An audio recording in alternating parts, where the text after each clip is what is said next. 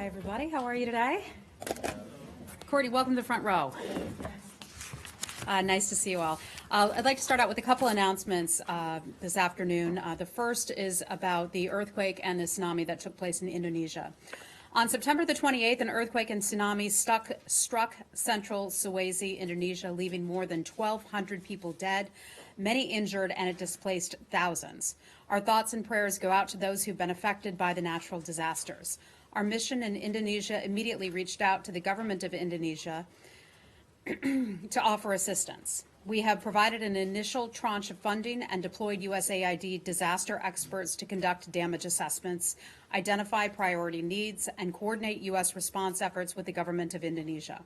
We're working with USAID and our counterparts at other government agencies to determine what additional help the United States government can provide. Several U.S. citizens have been safely evacuated. There have been no reports of U.S. citizens who've been killed or injured. Our mission in Indonesia is ready to provide all possible consular assistance to affected U.S. citizens. We urge U.S. citizens in the affected areas who are safe to contact their loved ones directly and update their social media status. If you are in the affected area and need immediate emergency services, please contact local authorities. The United States and Indonesia are strategic partners and friends, and we stand together with the people of Indonesia at this challenging time. I can also share with you that our President Trump, spoke with the Indonesian president earlier today to express our condolences on behalf of the U.S. government. The White House will provide a readout of that phone call. Next, I would like to thank the Senate Foreign Relations Committee again for continuing to meet with our well-qualified nominees and move them a little closer to taking up their posts on the field. Right now, we have more than 60 nominations that are awaiting confirmation. The majority of those nominees are foreign service officers who bring instrumental skills and decades-long experience to critical posts around the globe, places like Bangladesh, Kenya, Mozambique, Yemen, Uzbekistan, and many others. Missions critical to advancing our U.S. leadership and our foreign policy priorities. The Senate Foreign Relations Committee agrees that these are good, solid candidates, and as I've been saying, we still have too many vacancies here at the State Department, from ambassadors to our folks serving at the Assistant Secretary level, also at the Undersecretary level. Today, once again, we call on the Senate to act so that these candidates can take their place alongside the finest diplomats in the world. While we're talking about those confirmations, I would then like to announce that we have a new Undersecretary who started here at the State Department. And I want to extend a warm welcome to Eric Uland, who started this week as the Director of U.S. Foreign Assistance Resources. He comes to the department from the Millennium Challenge Corporation and was previously the Staff Director for the Senate Budget Committee. Look forward to seeing him around the building. Last thing I'd like to announce is that the Secretary will be traveling later this week to 4 countries. He's headed to Asia. Secretary Pompeo will travel to Japan, North Korea, the Republic of Korea, and China from October 6th to the 8th. In Tokyo, October 6th and 7th, the Secretary will meet with Prime Minister Abe and Foreign Minister Kono. In Pyongyang, on October the 7th, the Secretary will meet with Chairman Kim. In Seoul, on October 7th and 8th, the Secretary will meet with President Moon and Foreign Minister Kang. In Beijing, on October the 8th, the Secretary will meet with his Chinese counterparts to discuss bilateral, regional, and global issues. With that, I'd be happy to take your questions. So we've got a lot going on today. Matt, you want to start? Yeah, I wasn't expecting that trip announcement, so Well, there I'll you defer go. to someone else first. Okay. Courtney, I'll start with you. U.S. Ambassador to NATO, Kay Bailey Hutchison, mentioned today to reporters that Russia continues to violate the INF Treaty and that while the U.S. would prefer a diplomatic solution, it would be pursuing a potential capability to take out a missile that could hit any of our countries, she said. Is this a change in policy? What does that mean exactly? Well, we have said for quite some time that Russia has not been in compliance with the INF Treaty. We've been saying this for 4 years now. Russia has not taken any steps to return to compliance. Instead, they've just levied specious accusations about U.S. compliance. And yes, we do believe that we are in compliance with the INF Treaty. I think what Ambassador Hutchison was talking about was improving our overall defense and deterrence posture. The current situation where Russia is just blatantly violating our central tenet of the INF Treaty is untenable. Our goal is Russian compliance. We go back and say that time and time again, that Russian compliance is what we are seeking. We've taken diplomatic, we've taken military, research and development, and also economic measures to increase the costs on Russia and ensure the security of the United States and our allies if Russia chooses not to return into compliance with its treaty obligations. So these are a series of ongoing conversations that are being had right now. The United States is committed to upholding its arms control obligations and expects Russia to do the very same thing. Ambassador Hutchison said our goal is Russian compliance, and we're in close consultation with our allies on this issue. Okay. Pardon me? Oh, thank you. Apparently Ambassador Hutchison just tweeted about it, so I'd encourage you to take a look at her tweet for any further questions. Okay? Hi. You're referring us to a tweet for further questions? Well, sometimes yes, because Ambassador Hutchison spoke to that herself in her tweet. Go right ahead. Go right ahead. Thank you. On the trip you just announced, so the Secretary will meet with Chairman Kim. Can you tell us who else he will be meeting, if you know that already? And also, what do you concretely expect from this trip to move on? There has been a bit of stall on the negotiations. Now, what are the steps you expect from North Korea? And the last thing is... Let me just pause you right there, because I wouldn't agree with your characterization that there has been a stall. I would say that there has not been. As you know, the Secretary met with the Foreign Minister last week. I was saying before that, in because North Korea, the President and canceled we last trip continue, saying there wasn't progress. We continue enough. to have these conversations, and I think it shows forward progress and momentum that the Secretary is making his fourth trip back in less than a year. The first, of course, was as CIA director. This will be his third as Secretary of State. And that shows the President's commitment to the agreement that he and Chairman Kim came to at the Singapore summit. The Secretary going on for follow-on conversations. As we often say, the conversations continue. Of course, we have quite a ways to go, but we look forward to the next steps in this conversation. Which steps? Next steps in continuing the conversation. Yeah. Okay. And a lot of these things, as you well know, are not things that we're going to discuss publicly.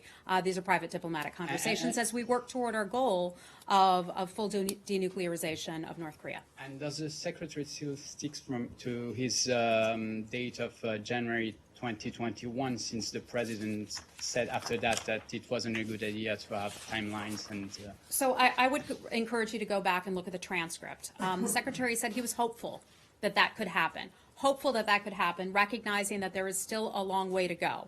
The President said, and the Secretary, the denuclearization to be completed by.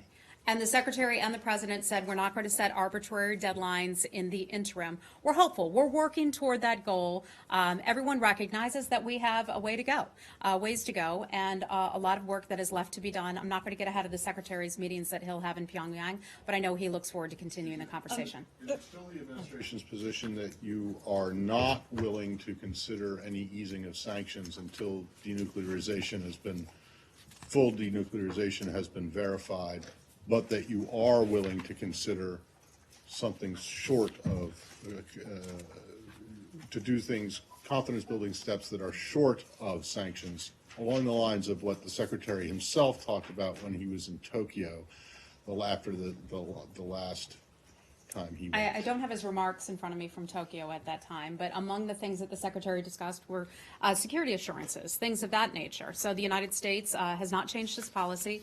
Nothing has changed in that regard over the past few months. You're willing to do that short of, you're still willing to take steps that are short of sanctions? I'm not going to characterize it that way. Sanctions remain in full effect, not just the United States sanctions, UN Security Council resolutions, and the other countries that fully backed those Security Council resolutions. All of that remains in effect. We are not easing the pressure in that regard at all. Any consideration of a peace declaration of any type, Heather? We are not. Nothing has changed with regard to our policy. We've discussed that a lot of times before. So the fact that that the Secretary is going, should we take that to mean that North Korea has done something or shown something in particular to make him feel that this is going to be productive? Well, I haven't been privy to all the letters and the communications that have gone back and forth, but obviously these conversations are going in the right direction, and we feel confident enough to hop on a plane to head there to continue the conversations. And in China, now I'm not changing the subject, just based on this trip, are these going to be high-level meetings? I mean, is the Secretary satisfied that the Chinese are going to produce the people in the meeting that he wants to meet with, and they're not I mean, this is going to be, when you say his counterparts or his counterpart, this is going to be foreign minister level and high level meetings, right?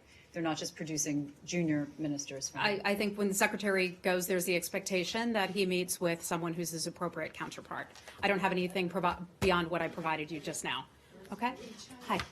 Hi. North Korea 지난 foreign Okay, hold on. I'll come back to you, Jen. So in China, is the secretary attending the U.S.-China diplomatic and security dialogue? Is that the purpose of the travel? The trip is, as far as I understand, to have conversations about North Korea and other issues of bilateral concern. I don't have anything beyond that right now. This is something that we just got confirmation of, so I'm going to hesitate to comment any more on beyond what I have right here.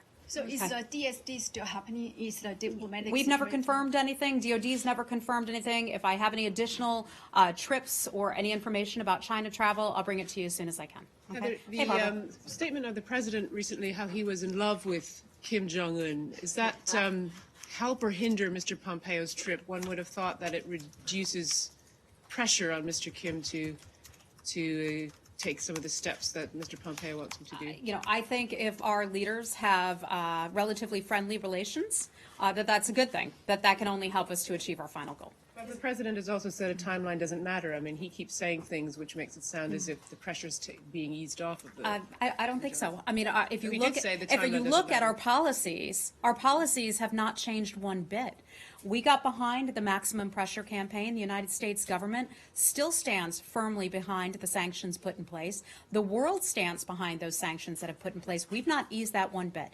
In fact, every chance we have the opportunity to discuss, whether it's with China or Russia or any other country around the world, we're talking about keeping the sanctions in place and not easing those sanctions on North Korea until we see they said in the until we Security see the Council full last week. fully verified denuclearization. That isn't what the Chinese and the Russians said in the Security Council last week, is it? They are standing by the sanctions. Now, we do always say they can do more. They can do more, but they stand by those sanctions. Okay? Hi, Jenny, go right ahead. Thank you, Heather. As you know that the North Korean Foreign Minister Lee Hyung-ho said last week at the UN, he said that the United States must first have corresponding measures before North Korea, denuclearizations. What is your position of this, and what is the corresponding measures of North Korea? Could you repeat They the last want part? I'm sorry, say the last part again. Corresponding measures of North Korea. So what kind of that? And do you have anything hold, Secretary, when he I did can it? tell you our policy has not changed. Our policy has not changed. Things stand firmly in place, such as the sanctions remain in place. We continue to coordinate very closely, as we will on this upcoming trip, with our South Korean and also our Japanese counterparts, and we'll continue to move ahead and continue with the conversations. Declaration of the end of the war that the President Moon pressured to United States. Are you agree with that? We are closely coordinating with the Japanese and the South Koreans, and we look forward to having meetings with them when we go on this next trip. Okay? Okay. Hold on. Saeed, go right ahead. Wait, hold on. Still on North Korea. Is it still the, I can come back to you, Matt. Hold on. Let's go to Saeed. I thought we just wanted thought to them- stay with North Korea. It's no? okay. We'll come back to it then. Saeed, go right ahead. Thank you. Thank you, ma'am. I wanted to ask you about Israeli action in Gaza. I mean, in the last few days, they have turned Gaza into a free fire zone. They killed 10 Palestinians, including 4 children. Today alone, 63 people were injured. Yesterday, the same thing. Are you okay with that? Are you not upset? Are you not concerned that the civilians are being basically just shot out at will by the Israeli army? We've addressed this before when these types of things have happened. And I'll go back to saying what I've always said, and that is we are always concerned about credible reports of excessive use of force. I imagine that the Israeli government will be taking a look at this. We always look forward to governments taking a look at their own actions. Let's remember, in large part, what has gotten the Israelis and Palestinians to this point, and that is Hamas. And Hamas bears the ultimate responsibility for the misery of the people living in Gaza and in some of the surrounding areas. Hamas is reckless when it encourages people to show up, when it encourages people to fight, when it encourages young people to try to engage in violence. That is a very dangerous situation. There was an extremely tense situation, you recall, back in the spring, and would say, don't take your children to the area, leave your children at home. But remember, Hamas is the one that bears ultimate responsibility for But this. these kids get shot at about, 300 meters away. I mean, they are in their own closed area. I mean, they're not basically jumping over the fence. They're not going to the Israeli side and so on. They are, in their open prison territory. I'm not going to grossly, I'm not going to characterize everything as being far or close, Saeed. I don't think that's a fair assessment of the situation, but I think I just laid it out that we're always concerned with the credible use of force. And then we go back to saying that Israel does have a right to defend itself. That's U.S. policy, and that hasn't changed Okay, I either. wonder if you would address the Khan al-Ahmar village, the Bedouin village, because, all your allies have objected to it. Do you object to the demolition of this Palestinian Bedouin village in Khan al-Ahmar? Yeah, my latest understanding is what it was not too terribly long ago when you had asked me this very same question. The impending evacuation of the Bedouin residents in that village follows a lengthy legal process. I believe that's gone on for 8 years or so. And I just have to refer you back to the government of Israel on that one. Lori, go right ahead.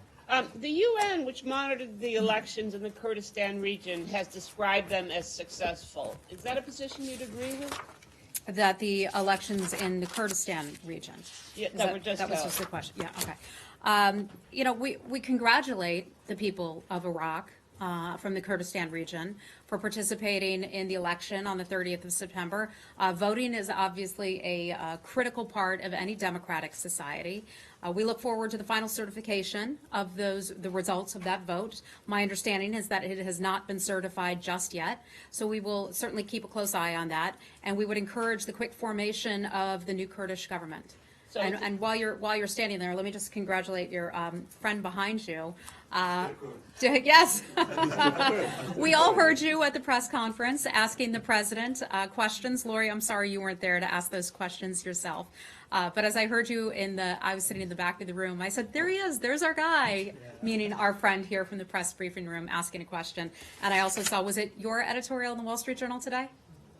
It was an imposter's editorial. Oh, it was, okay. It was Majid's Yes. editorial. Yeah. So nicely done. Just wanted to say that. Lori, go ahead. You had another question.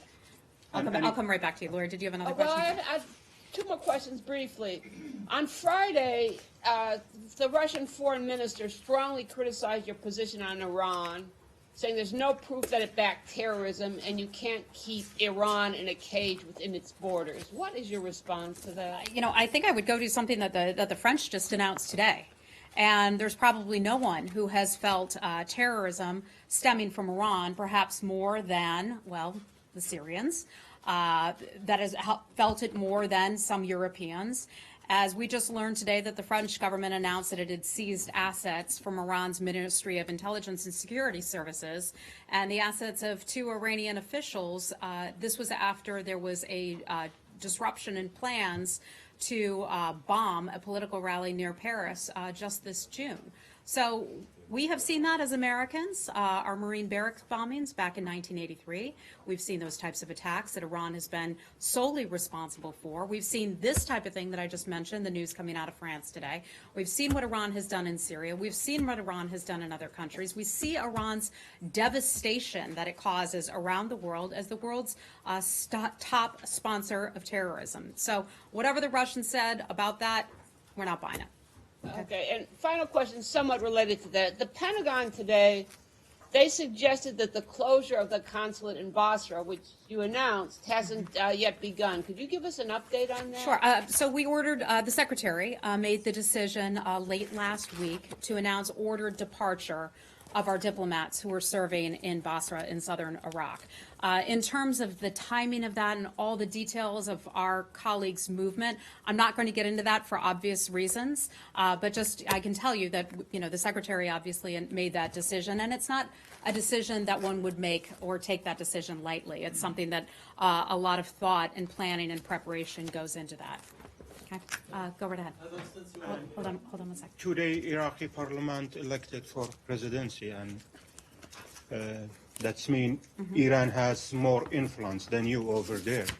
and they try divided the coast. And before State Department has statement and support strong and unite Iraqi Kurdistan in federal and democratic of Iraq. So, Any comments about Yeah, that? we just saw this announcement maybe within the last hour or so. So I don't have any comment on that specific selection. I can tell you we respect Iraq's democratic process. As you well know, we have a very strong relationship with the government and we believe the people of Iraq. That relationship is firm, it is friendly, and we are committed to the country of Iraq and also Iraq's sovereignty. And that's something important that this administration discusses the importance of sovereignty, and certainly Iraqis can understand that and appreciate that and respect that as well. We don't support any particular party or any particular candidate, but we support a fair and transparent process. Okay. Go right ahead. Yeah. There are some reports of fraud in the province of Sulaymaniyah, and two major opposition parties have rejected the outcome of the election. Have you heard those complaints? I have not heard that complaint, but I think as I just mentioned a moment ago, that the results would have to be certified, so I'll just hold off comment until that takes place. Cindy, go right ahead. Thanks. I know the Pakistani foreign minister may still be here in the building. Are there any updates on attempts to reset the relationship? And he hinted on Fox News that there might be a compromise in the fate of the Pakistani doctor who helped the U.S. find Osama bin Laden. Yeah, I think they've been saying that for quite some time, that there could be some movement on that. We have yet to see that. I can confirm to you that the Secretary did meet with his counterpart at the State Department today. I'm not sure exactly when that was. It was sometime this afternoon. I don't have a readout of that meeting just yet. If I have one to bring for you, provide to you, I certainly will. But we had a good trip when the Secretary went to Pakistan and had good, fruitful meetings with the Pakistani government. Okay. Hold on one second. Let me go to Verda. I just wanted to follow up. I know that there have been some comments out of the State Department on this, but is there any reason for concern for same-sex partners who currently hold U.S. visas working at the UN that they may no longer be able to stay in the U.S.? Short answer, no. We just did a background briefing for reporters about less than 2 hours ago. I haven't had a chance to take a look at that transcript. I wasn't on that call, so I don't want to get too into the details because our technical experts, who are the experts on visas and all that, were involved in that call. So I just have to refer you back to that, and if you have any additional questions, I'd be happy to try to get an answer for you. This seems to have ignited a fair amount of outrage, which the people on the call tried to tamp down and say was basically misinformed outrage. But you just look at the headlines of one of the advocacy groups that Matt, same-sex. Are you saying that you believe all the headlines that you read? Heather, I believe everything I read. Absolutely. I know you do not believe the headlines that you But it said UN same-sex. Hold on a second. The reporters, you're all the ones who are telling me that you don't write your own headlines, that there are other people who do it, and you grumble as much as anyone, if not more than anyone else in Washington, about those headline writers who will often misinterpret stories that you yourselves have written. So I just wanted to highlight that. There, but I was joking when I said I believe everything I read. But I just wanted you to say, I mean, some of this stuff is like same-sex people were going to be ripped from their families, and if they don't get married, they're going to be deported.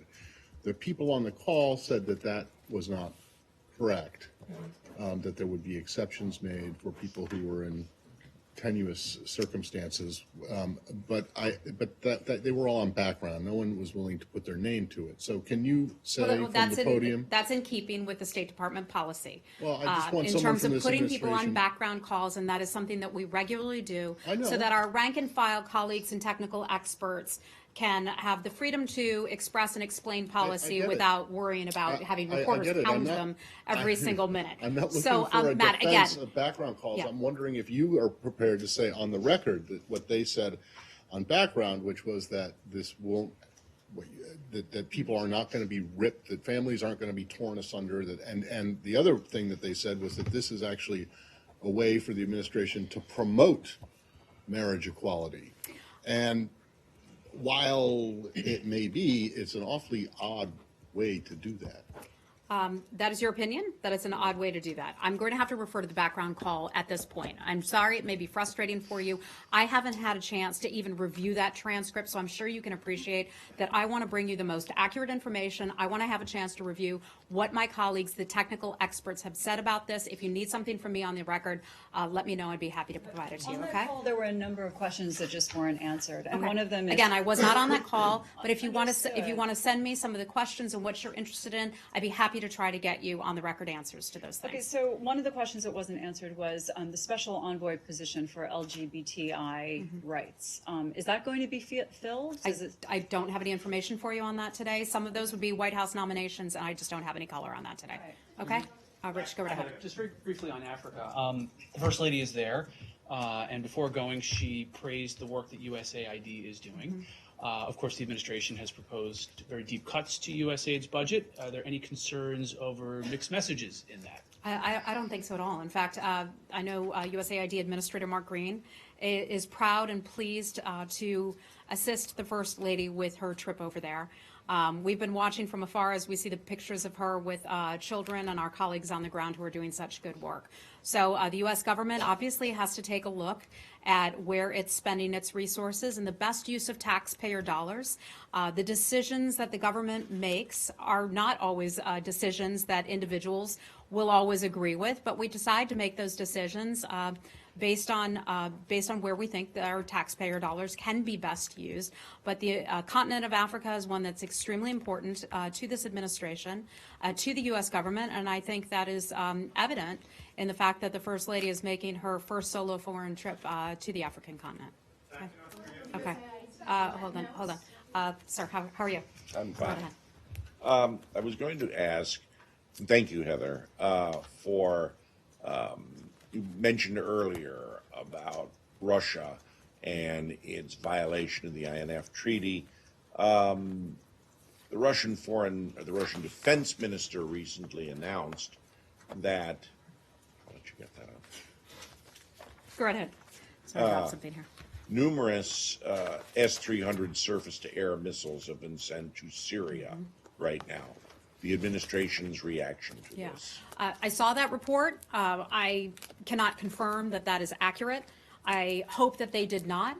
That would be I think, sort of a serious escalation in concerns and issues going on in Syria. But I just can't confirm it, so I don't have anything more for you on that right now. Can you also Syria? Well, first of all, it would be a sort of serious escalation or a serious escalation? It would be an escalation. Okay. And then the other thing on Syria is that Secretary Mattis at a press conference in Paris today said that the number of diplomats posted in Syria has doubled. I know you don't want to talk about your staffing policies in specifics, but is it correct that it's doubled? And even if that's not exactly accurate, are you in the process of boosting the number of people that you're putting, civilians, diplomats? As you in correctly predicted, we won't discuss the size or staffing of our posture, especially in a place like Syria, Matt, for obvious security concerns. But as you well know, we do have civilians who serve in Iraq. They're incredibly brave, who serve, yes, in Iraq, but in Syria as well, who are incredibly brave and do some incredible work on the part of the American people to help support Syrians. We are constantly looking for ways to enhance our effectiveness of our stabilization efforts in Syria. We consider that to be critical to the work that we do and the work in defeating ISIS. But in terms of the size of the footprint or the posture or whether we're doubling or tripling or any of that, we just won't get into that. Well, what exactly are these people doing, or will they do? What do they do? When they get up in the morning, The premise after of they your eat question breakfast, is that we will be changing the number of people there. No, let's Our just people, say I that- can tell you what our people have been doing. or are doing right now. I haven't checked to find out exactly what some of my colleagues are doing today. But in general, they have been involved in stabilization efforts. They've been involved in helping to find local Iraqi groups and other groups that have participated in, Syrian groups that have participated in removing rubble, in helping to get electricity back on in certain towns that have lost electricity. Clean water, the rebuilding of schools is something that they've been involved with. Providing humanitarian aid is a big one that our folks are involved with. But what exactly they're doing today, Well, no, I'm not on the looking 2nd at of this October, minute. that answer I can't give you that I'm not looking answer. for a minute-by-minute update, but this is all stuff that you guys had been funding and you're no longer funding. So they are doing projects that other countries like the Saudis and the Emiratis are funding? I'll double Is that check. I'll correct? find out the latest on what they're doing and see if I can bring that to you, okay? Okay. And then we're going to have to wrap it up pretty soon. Go right ahead. The Chinese Foreign Ministry yesterday said the United States has recently expressed its intention to postpone the U.S.-China diplomatic and security dialogue. So my question is, has the United States requested to cancel that meeting, that dialogue? I think I just addressed that, and that is we're going to Beijing. We'll be there in just a few days. I'm not going to get ahead of the secretary's meetings, and I can just tell you we look forward to heading to Beijing. Is it fair to say that the U.S.-China diplomatic relation hasn't been affected by the recent, trade dispute and other tensions? Look, I think in any relationship, you have your high points, you have your medium points, and in some countries, with some countries, you have your low points. And I'm not going to characterize our relationship with China in any one of those three ways, but relationships can ebb and flow over time. So we have certainly a lot to talk about with the government of China, and look forward to that trip. Let me just move on to Nick, all the way in the back there. Hey, Nick. Thanks. I do want to go back to North Korea. Go back to Michelle's question. Last time, obviously, the secretary was supposed to go. You canceled his trip last minute.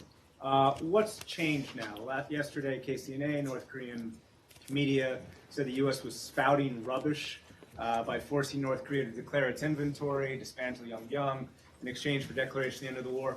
How is that kind of rhetoric helpful, and how is that different from the letter that caused you to cancel your last trip? And is that your policy, by the way? Are you going to declare the end of the war in exchange for declaration I think of inventory? your last question, I think I answered that already. In terms of North Korea's policy, that is something that North Korea had agreed to, that Chairman Kim had agreed to with the president. And that is denuclearization. And that is a policy that we are working toward. Nothing has changed in that regard. Other countries sometimes will say things that are more colorful than the United States will, and that's just fine too. We have a meeting scheduled. We're looking forward to that and pushing ahead. Okay. More colorful than the president? Pardon me? This is the rhetoric from North Korea yesterday compared to the rhetoric that was in that letter that caused you to cancel the last one. I'm not going to get into what was in that letter between Chairman Kim and also the President of the United States, so I can't get into that, okay? I don't have to wrap it up, Michelle. Go right ahead. News reports coming from Turkey said that Pastor Bronson will be maybe released in mid-October. Do you have any information? I cannot confirm that. We certainly would like Pastor Brunson home right away. It's long overdue. Pastor Brunson has a hearing, I believe it's October the 12th. We last saw him, I believe it was about a week and a half ago or so, where we provided consular access to Pastor Brunson, and will continue to maintain close contact with the Turkish government. But anything beyond that, I'd have to refer you to his lawyer for the latest on his case. Heather, just back on North Korea for 2 seconds. It still is the administration's position that North Korea is basically a gulag state, that Kim Jong-un presides over a government that jails thousands and thousands of political prisoners, jails people for their religious beliefs, including Americans, routinely violates people's human rights. That is correct. You've correct? seen our human rights report. Exactly. Our human rights report is very clear about the concerns that we have, not just about North Korea, but many countries, frankly, around the world, what does and it countries that can do a lot better. Our priority in North Korea, though, right now, is denuclearization. Right. Oh. And that is something that we are focused So on. human rights aren't a priority anymore? Human rights, Matt, we can go around again and again and again about this. Human rights is always important. Well, I just wanna- Whether we're talking about North Korea, whether we're talking about many other countries around the world, we raise those issues, and those are important issues, and we're not afraid to raise those issues. Secretary Pompeo However, will I will raise- tell you that we are working on denuclearization, and that is our focus So right Secretary now. Pompeo, during his denuclearization talks, will raise human rights with Kim Jong-un. I'm not going to get into their private diplomatic conversations, but What but that does is it our say to policy. you then, if you still believe that this regime is a horrible violator of human rights, kills people wantonly, jails them for their religious beliefs and political beliefs? What does it say to you that the president of the country, this country, says that he is in love with the leader? I'd say peace is worth the effort. Okay, we Is got to the leave it there. Secretary in Thanks, the- everybody. Is the secretary in Peace love is with worth that? it.